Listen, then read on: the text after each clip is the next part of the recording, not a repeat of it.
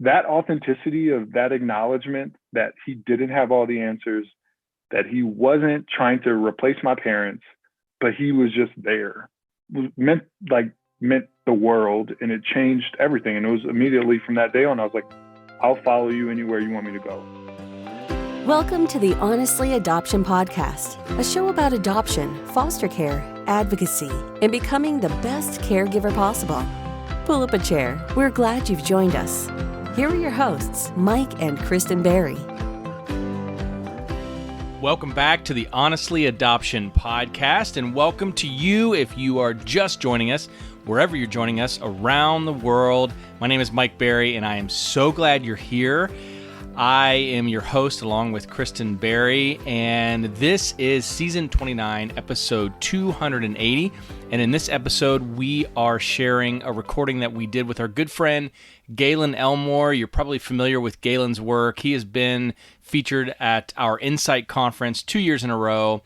He's been on this show a couple of times, and we love the work that he does with foster care advocacy for foster youth. He himself is a former foster youth, and in this episode, we talk about how to advocate for reform, how to bring about reform in the foster care system. You're going to love this conversation.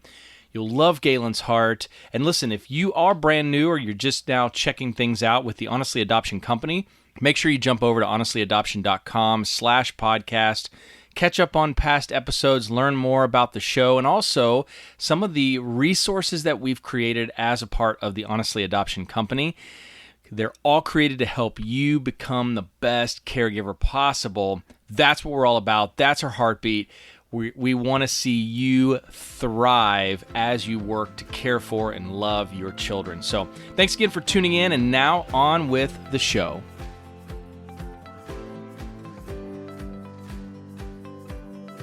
Gaelin Elmore is a former foster youth and NFL football player.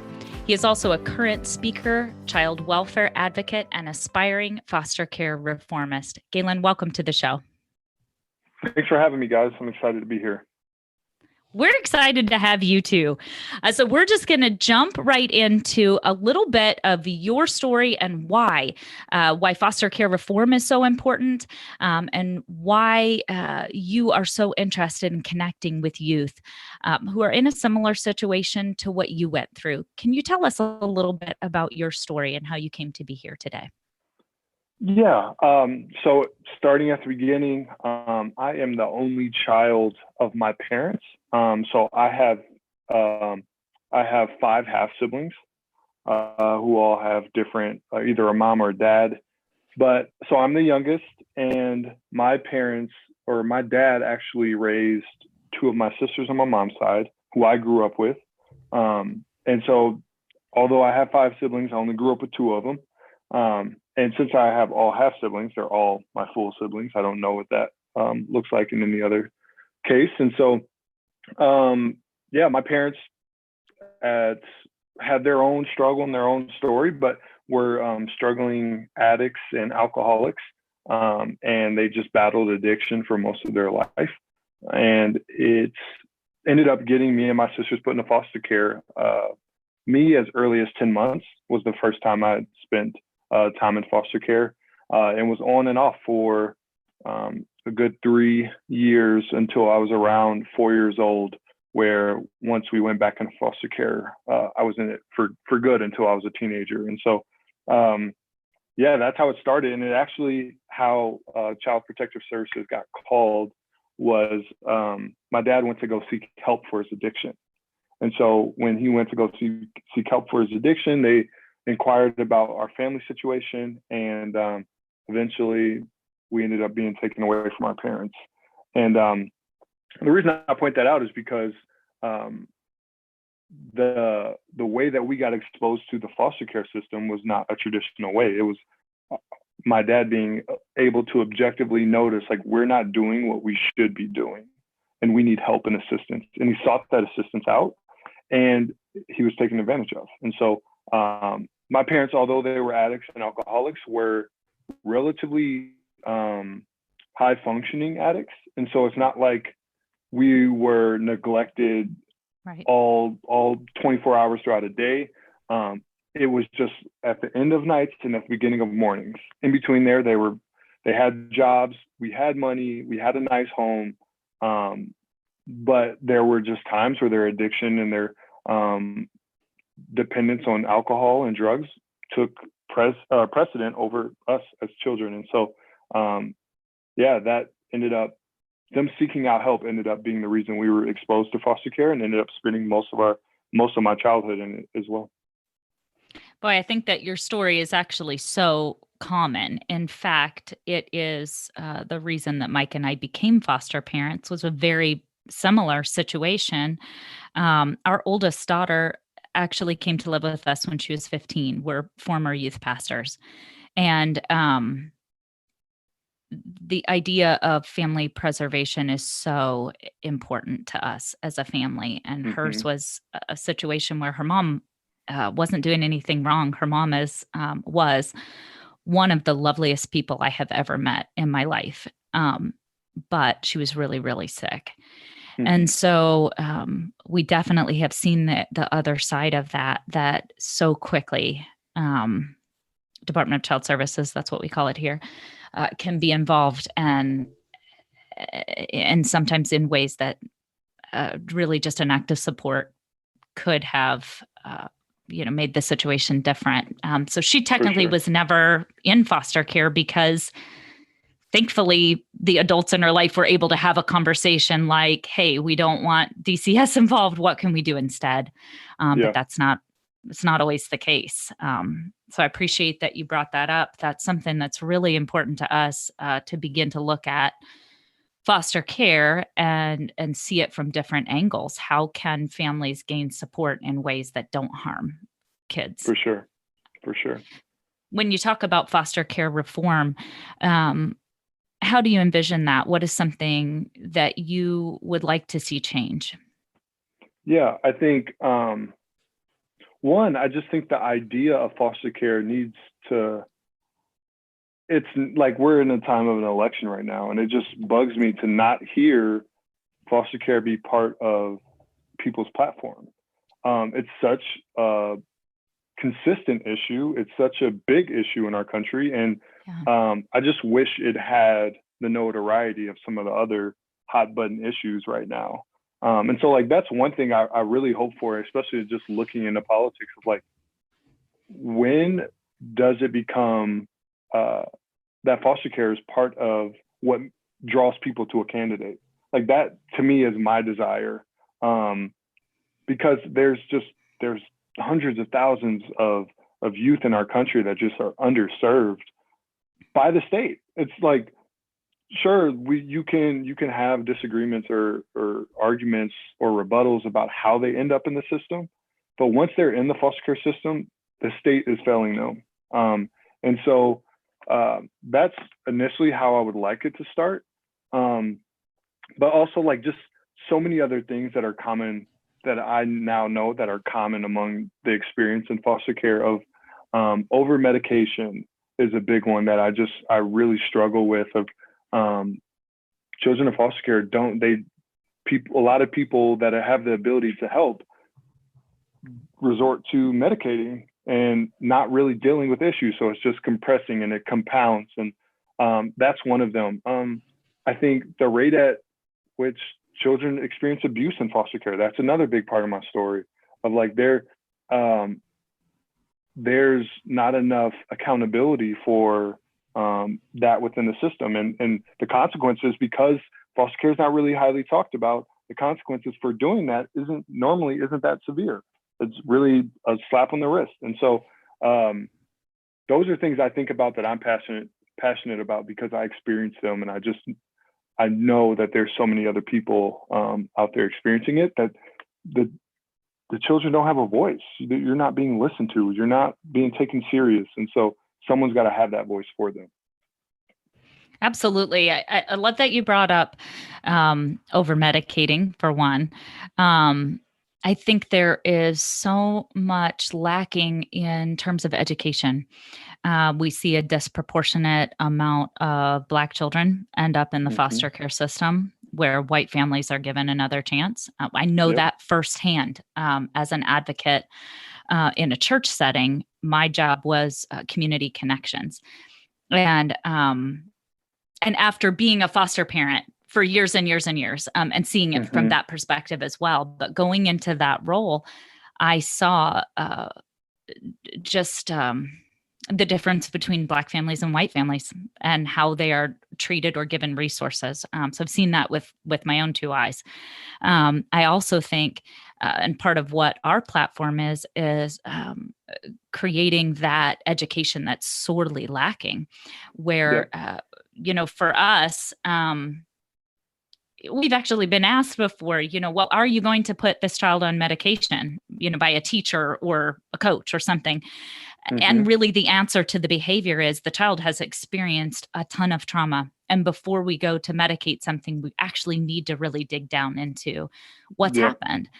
And whether that trauma is, a one-time event, something that has happened here on Earth, or something that's happened prenatally, whether that's drug and alcohol exposure, medication is not always the immediate answer to that or fix all. And there's always more layers to the story than that. Thank you for bringing that up.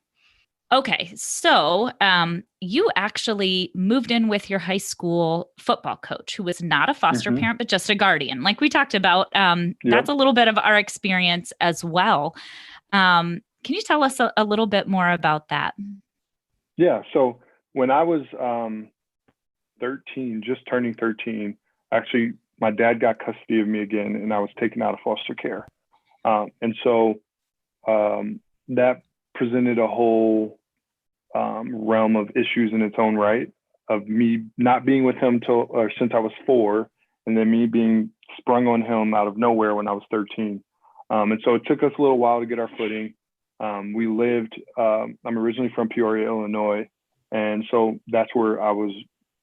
Illinois is the foster system that I was a part of. And that's the central part of the state is where I grew up most of my life. And so when I moved back with my dad, we struggled. My dad he was sober at that time. He had gotten his things together, but at the same time, he was experiencing his sobriety while only having to take care of himself, not a growing 13-year-old boy. And that just put a lot of stress on him again and put him in a lot of situations where he didn't have assistance. And so we found our footing. We started to do better. But then my dad wanted to move us out of Peoria, Illinois for better opportunity. And so I had an older brother who lived in Hudson, Wisconsin, which is a suburb of the Twin Cities in Minneapolis. So right on the border of the two states. And so he sent me up here for the summer to stay out of trouble, to just kind of be a kid for once. And when I came up here, experiencing that freedom and that just joy of loving summer and not just always being on alert, not having to worry about my surroundings and where I'm at, I loved it. And so after some doing, convinced my dad to move up there. We moved up here for better schools and better opportunity.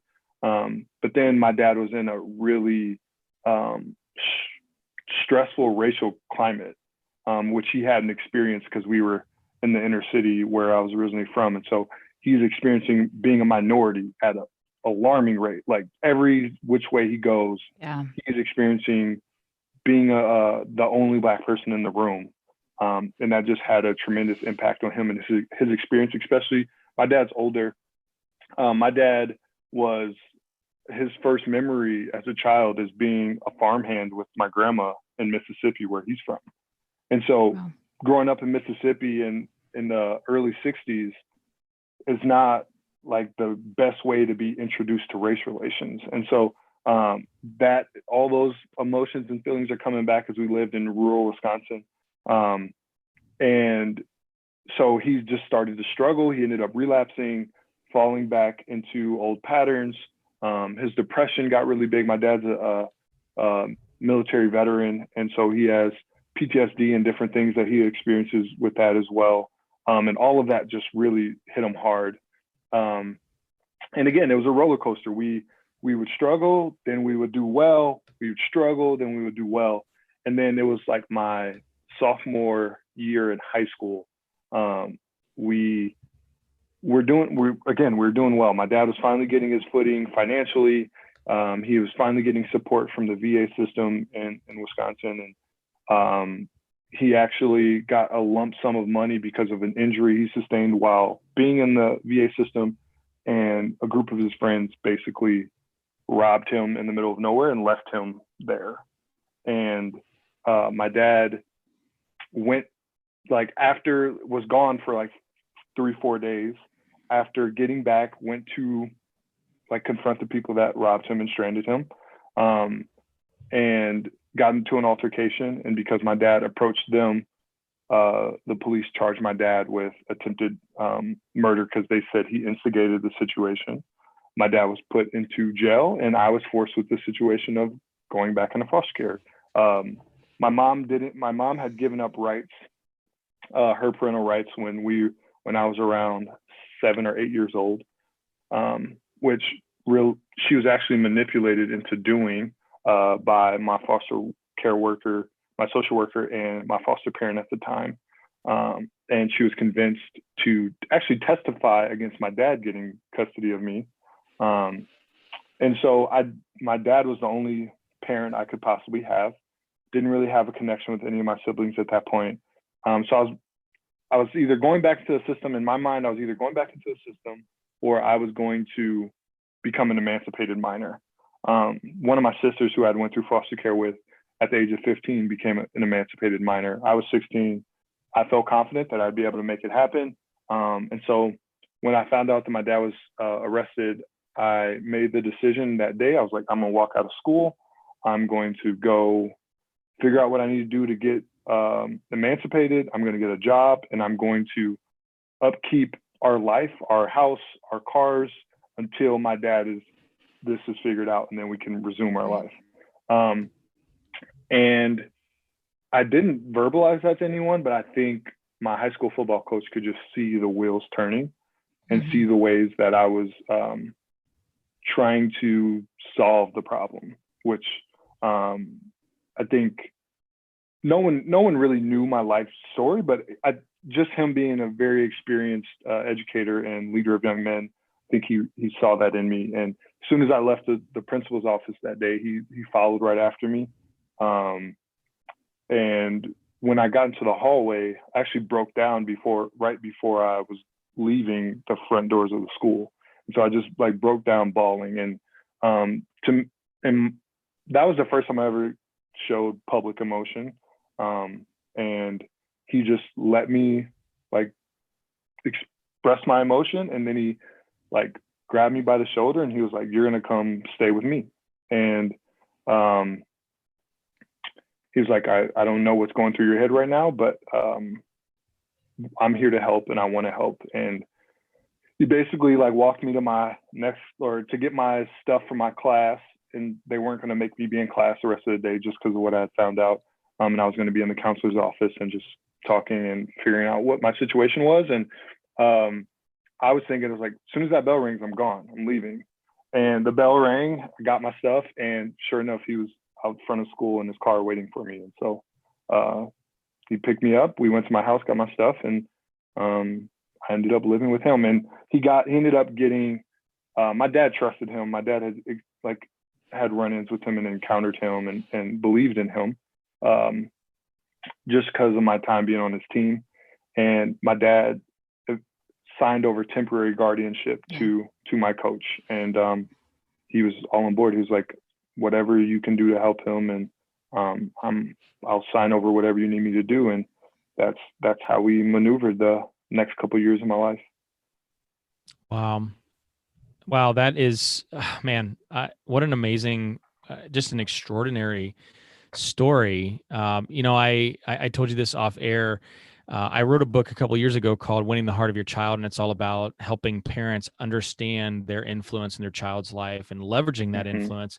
But one of the chapters I talk about widening the circle of influence, and I talk about the importance of that parents need to understand that they are a big influence in their child's life, but they're not the only influence in their child's life. That you need to be you need to be elevating and believing in coaches and teachers and, guidance counselors and youth pastors and you name it, the list goes on.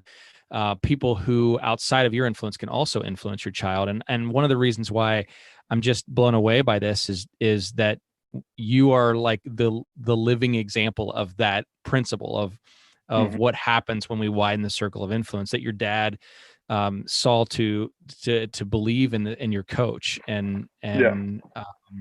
and trust your coach. And I think this speaks to a lot of parents in just a general sense, but also foster adoptive parents, that how important your role is in this child's life that you're caring for.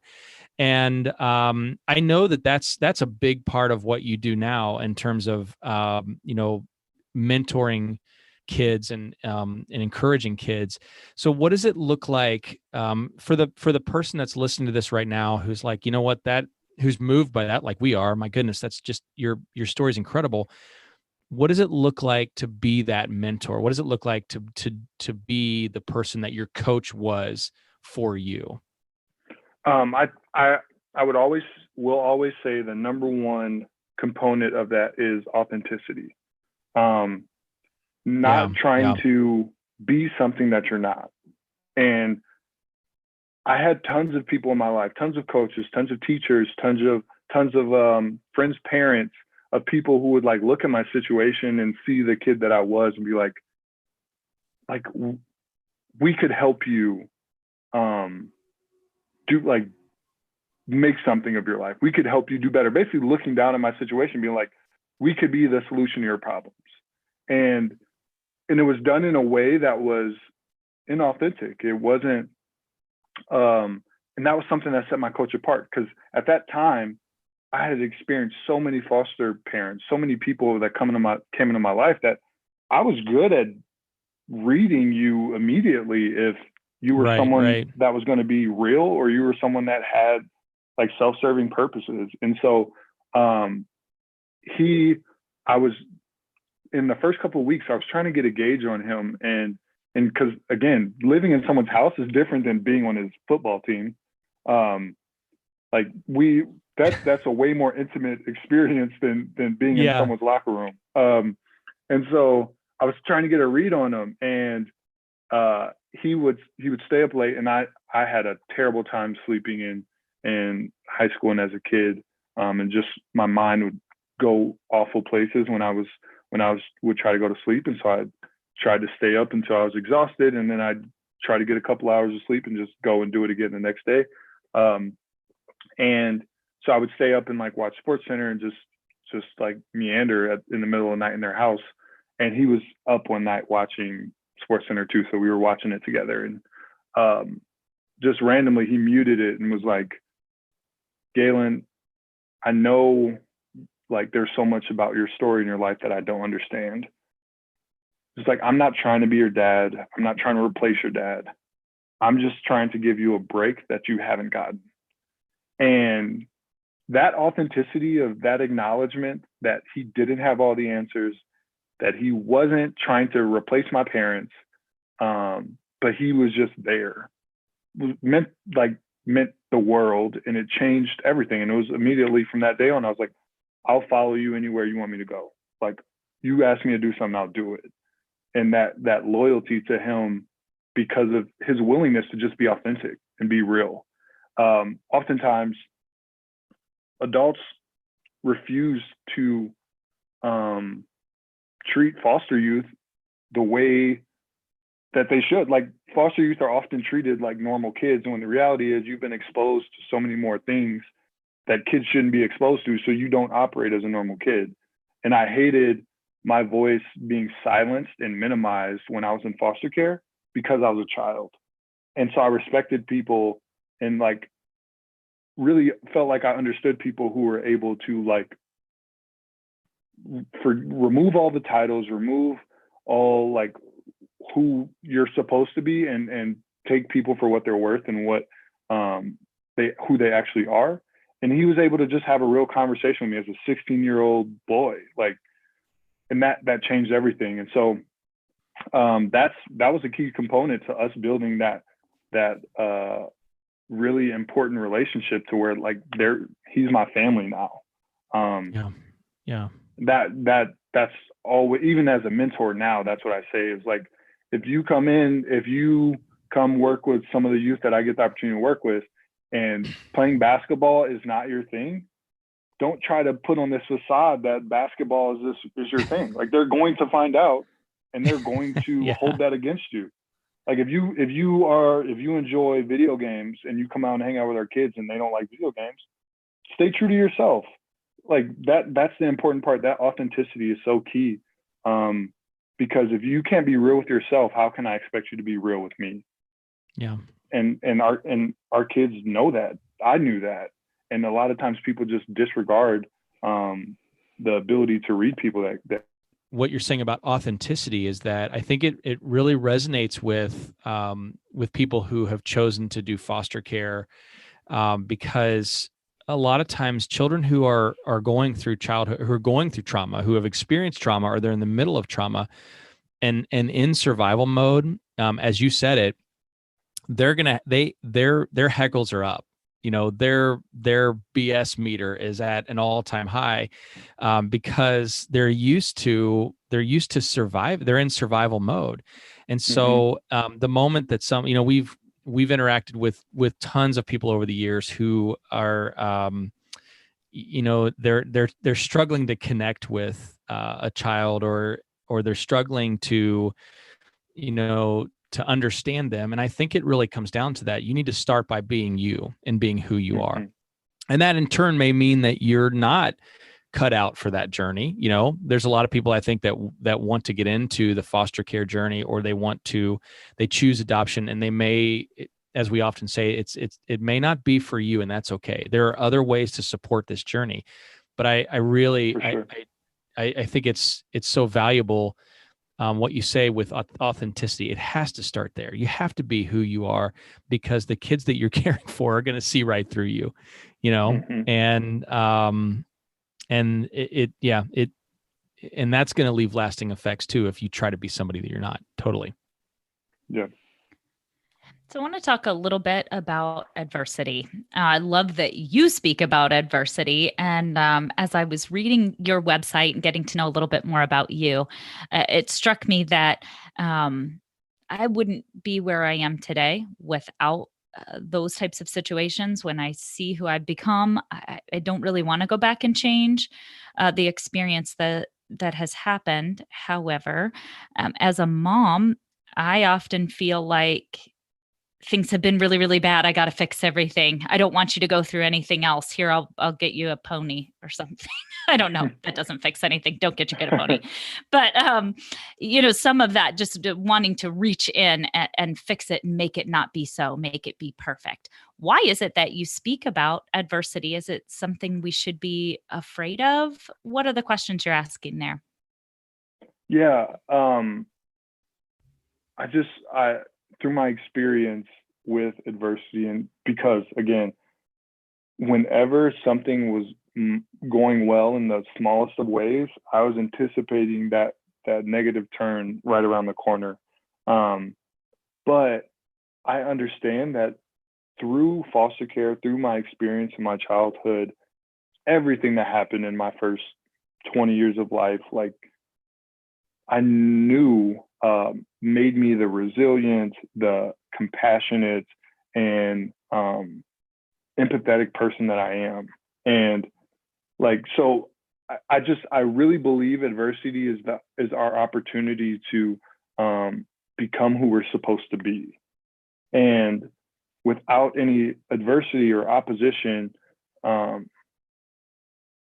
without the understanding that adversity and opposition is a given, it's a guarantee, then you crumble at those moments where you receive that adversity or you confront that opposition and you didn't anticipate it. So like that whole idea of creating a glass bubble around a child and not allowing that to take place, it's going to take place, and there's going to be a time where that bubble isn't around them. It's no different to me than like you telling I watched this story. I think it's something Kevin Hart does, a little snip or a skit he does about his son, of like he for forever convinced his son, allowed his son to believe that he had Spider-Man's powers. And then when he was getting into a fight with a bully at school, like he came home and told his dad, he was like, my spidey senses weren't working. And so like, if we don't understand that we're going to meet opposition, that we're going to face things that are frankly tougher than we are, you know, like if we don't understand that we're going to run into things that are bigger and badder than us, then when we do that, they're just going to like do with what they want with us. And you're not going to have the ability or the fortitude to turn toward it and face it and overcome it and receive the gift of growth and knowing yourself better that comes on the other side of that. And so foster care, like trying to change foster care and help people who are in the system, is not about removing their adversity. It's about giving them adequate resources to face their adversity and not put more, like in the name of helping them, not putting more adversity in front of them. Like as a child in foster care, I already face enough with the fact that I'm not with my biological parents and not with my family. I don't need the added adversity of facing and living with a foster parent who's abusive. That's not necessary. That's unnecessary adversity.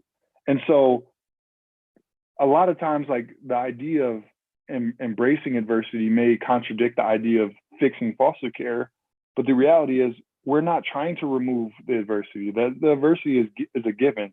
We don't want to allow our human error to put more adversity on youth who have no agency in what happens in their life at that point.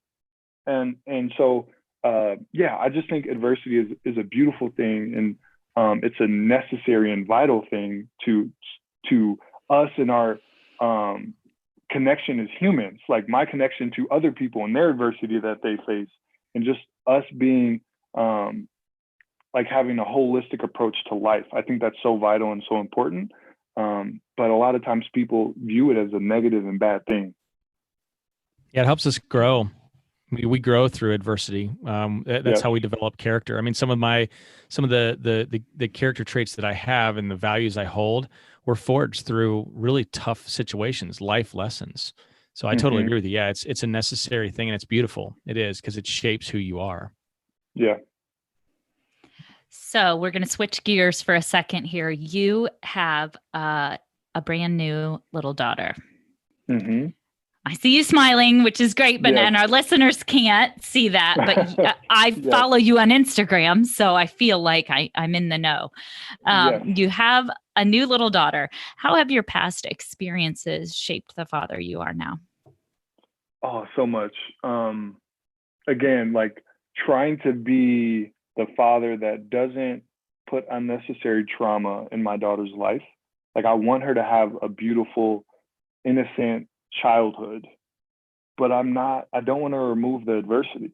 I want her to still experience opposition and difficulty. I want her to be able to build up the resiliency that I know has allowed me to achieve so many things in my life. And so that is one that's kind of, it's the hardest like tug of war that I feel right now, is being a father of a 6-month-old daughter. Of like, how do I organically create that? Like, which is contradictory in itself, but how do I like naturally let those things take its course? And so that's a big way it shaped me. But also like, this process started as I started to work more with youth in general, but just seeing the innocence and the dependence and helplessness of my daughter, and then seeing how my story and my experience like is contrasted towards that, of just it's one thing to have gone through what I went through. I have a different perspective towards it, but then to see other people I care about in a very much personal way, see them at the same age that I was when I was going through some of the hardest things in my life, where it's hard to like, it really puts another layer of just sadness to what I experienced and what other kids in foster care experience, because I see just the like dependent little sweet girl that my daughter is. But they're like in 3.5 months, she will be the age that I experienced foster care for the first time. Like that's terrible to think about. To just be able to like have a relationship with my daughter, and then like to know that I'm going to see her at all the stages that I experienced going through my childhood is like, it's gut wrenching to think about, and like gives me more motivation to continue to help the people that are in foster care. Yeah. And yeah, so it's brought up a lot of stuff that I've suppressed and not dealt with, for me and my wife to like really talk about and go through. But it's also like, it was weird because my lack of experience of a family as a kid in foster care, for literally since I was like 9 or 10, I could not wait to be a dad. It was, I didn't have a sense of a family. I wasn't talking about marriage. I couldn't wait to be a husband. It was like, I cannot wait to be a dad. And I have tons of nephews and nieces that I have sparingly been able to have a relationship with, but literally could not wait to be a dad.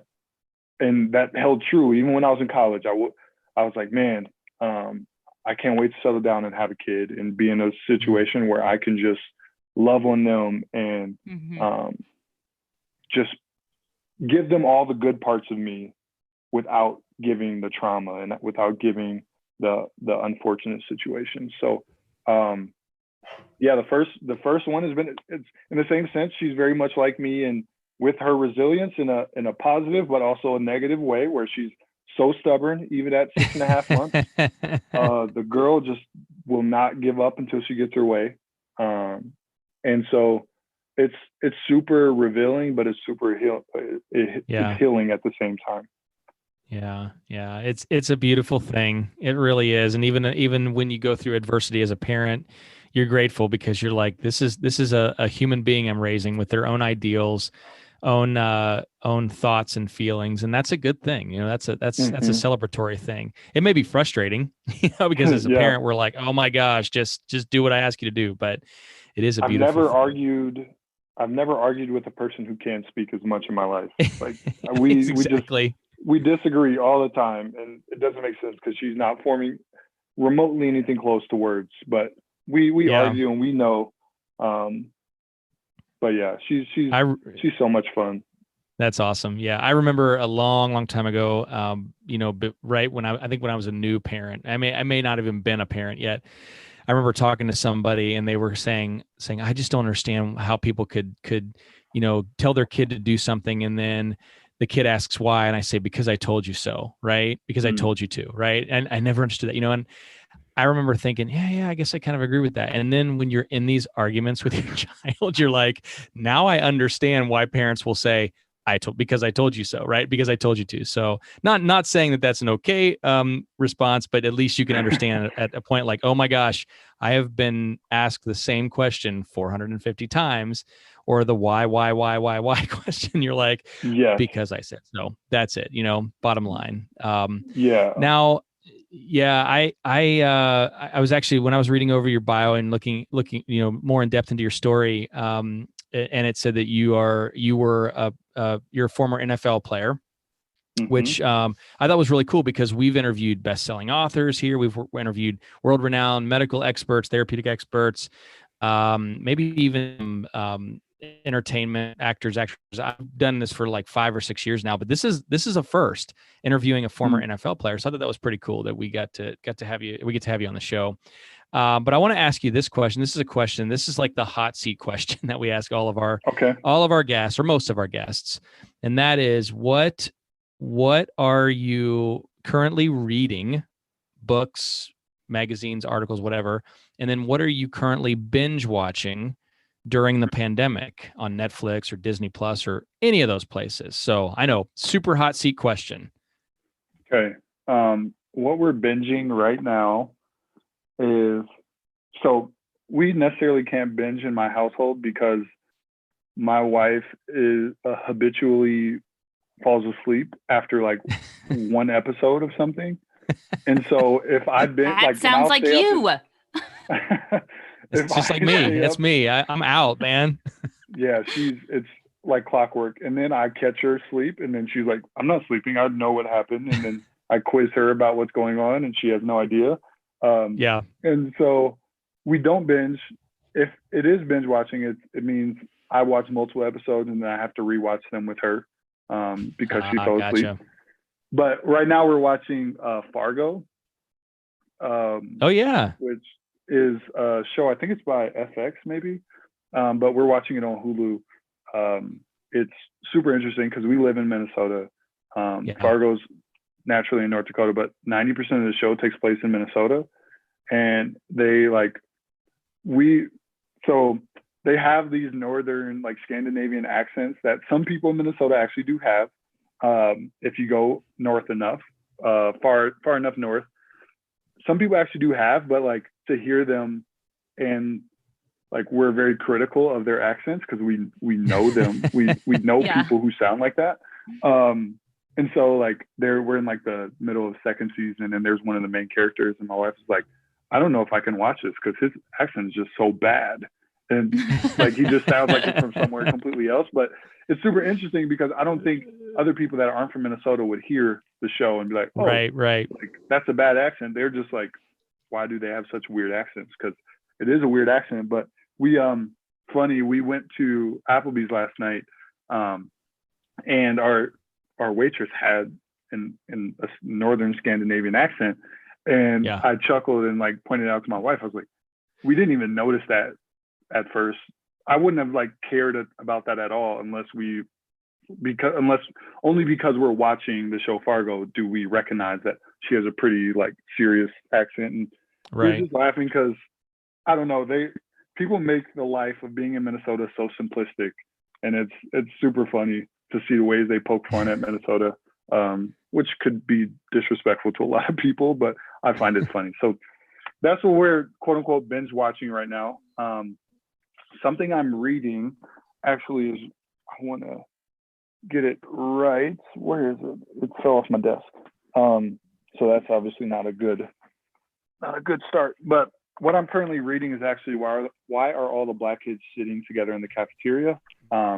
It is by Beverly Daniel Tatum, and I'm reading that just because I'm always trying to take in resources that just further educate me on diversity, equity, and inclusion. That's something I'm really passionate about right now, and bringing those principles into all the spaces that I move in. And specifically, Kristen, you kind of got into it a little bit with the disparities within the foster care system. And so like even moving that lens to foster care and just the way we implement policy and the way we interact with families and things like that. And so it's a very good read, very long read. So it might be one of the longest book I've read in years. So, but yeah, that's what I'm reading right now. That's awesome. Love that. Thank you.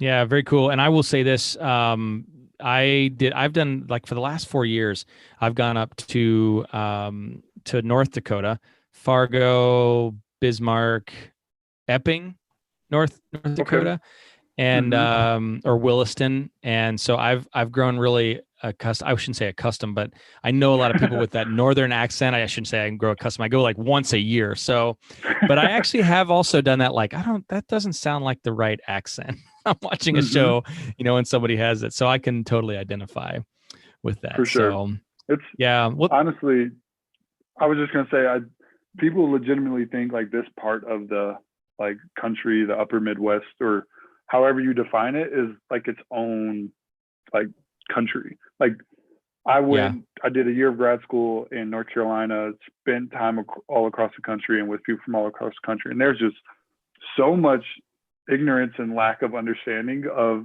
this part of the Midwest. It's hilarious. Like I could talk for days about the like ridiculous statements that people have had about the state of Minnesota and like mid-June. How many inches of snow did you guys get this month? Like, no, we have 4 seasons. Right. We experience every part of the year. We get sun. It's not Antarctica. Like we're fine. Right. Right. Yeah. So yeah, I'm just Oh, glad goodness to have gracious. some sort of familiarity with this part. That's not common. Yeah. Yeah. Well, we get that with Indiana too. People are like, "Oh my gosh, you guys must have like, you must not see the ground, for all the." I'm like, it's Indiana. I mean, winter starts Well, like in that December and and ends in April. yeah. So, That and the amount of yeah. corn, but then we just recently moved our family to the country, so we are super stereotypical Indiana. Yeah, I mean, I'm looking out my window at them harvesting right now. It's like, so Yeah. it is a little bit the Yeah. stereotype too. Mm-hmm. For sure. Oh, wow.